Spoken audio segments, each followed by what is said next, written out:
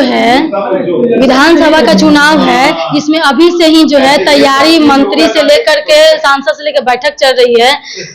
तेजस्वी यादव जी जोर शोर से लगे हुए हैं, इस पर क्या कुछ कहेंगे? तेजस्वी जी को मेहनत करनी चाहिए, इसलिए कि पार्टी का जो जनता से संवाद है वो कम हो गया है। पार्टी के नेता और कार्यकर्ता राजग छोड़कर जा रहे हैं। लगातार तेजस्वी जी विदेशी दौरे और पर्यटन स्थलों पर ज्यादा देखे जाते रहे हैं, तो बिहार में उन्होंने समय नहीं दिया है, तो अब उसकी भरपाई की एक निरर्थक कोशिश उनके तरफ से हो रही है। यात्राएं या जो आज की बैठक, ये सब उसी श्रृंखला की कड़ियां हैं। अब जहां तक हमारी पार्टी का सवाल है, हम लोग 24/7 एक राजनीतिक दल की जो जिम्मेदारियां हैं, जनता से जुड़े रहने का जो संकल्प है, उस कार्य में हम लोग लगे रहते हैं। और पार्टी लगातार, चाहे वो सरकार के माननीय मंत्रीगण हो, पार्टी के जनप्रतिनिधि हो या पार्टी के जो नेता और कार्यकर्ता हैं, वो जनता की सेवा और सरकारी योजनाओं के क्रियान्वयन को लेकर जनता का फीडबैक क्या है, उसको लेकर वो सरकार और जनता के बीच कड़ी का काम करते रहे हैं। तो इसका लाभ हम लोगों को निरंतरता के साथ मिलता रहा है, आगे भी मिलेगा। जमीन विवाद को लेकर के बिहार बहुत परेशान है, क्योंकि हर थाना का सर्वे की उसमें 75% जो जमीन विवाद आ रहे हैं, इस पर क्या कहेंगे? देखिए, अब इस सर्वे से बहुत सारी समस्याओं का समाधान निकलेगा और सुधार एक निरंतर प्रक्रिया है, उसका एक बड़ा पड़ाव है।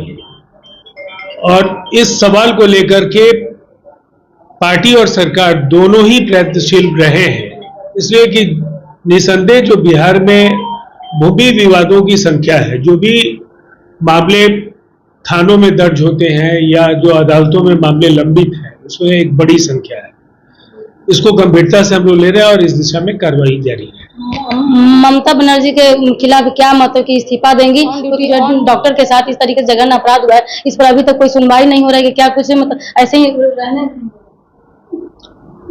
देखिए, पश्चिम बंगाल में व्यापक जन प्रतिक्रियाएं आ रही हैं।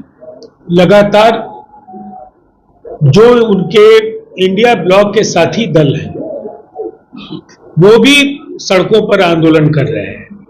डॉक्टर्स लगातार अलग अलग हिस्सों में अपनी नाराजगी जाहिर कर रहे हैं। देशव्यापी आंदोलन हुआ है डॉक्टरों का, और जो वहां की मुख्य प्रतिपक्षी पार्टी है, उसकी ओर से भी लगातार विरोध प्रदर्शन जारी है।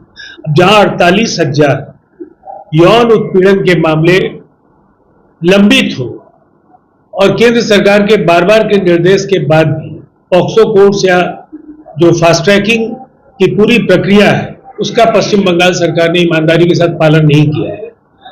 जो जनता की कठिनाइयां हैं, वो इसलिए भी बढ़ गई है कि सत्ता के शीर्ष पर बैठे नेताओं की जो उपेक्षा है, कई नेताओं के अपराधियों के साथ जो साठगांठ है और पुलिस की मिली भगत है, उससे स्थिति भयावह हुई है। और सीबीआई के रिपोर्ट में जिस तरह से संदीप घोष और अन्य 3 लोगों की गिरफ्तारी और उनके खिलाफ जो मामले सामने आए हैं, उससे बिल्कुल साफ है कि ये केवल रेप और हत्याकांड तक ये मामला नहीं है, इसकी जड़ें बहुत गहरी हैं। जैसे आप कह रहे हैं कि यौन उत्पीड़न को लेकर के अगर 100% अगर केस आता है, उसमें 20% केस सॉल्व होता है, 80% कहीं ना कहीं जो फाइल में दब के रह जाते हैं, उनको न्याय नहीं मिल पाता।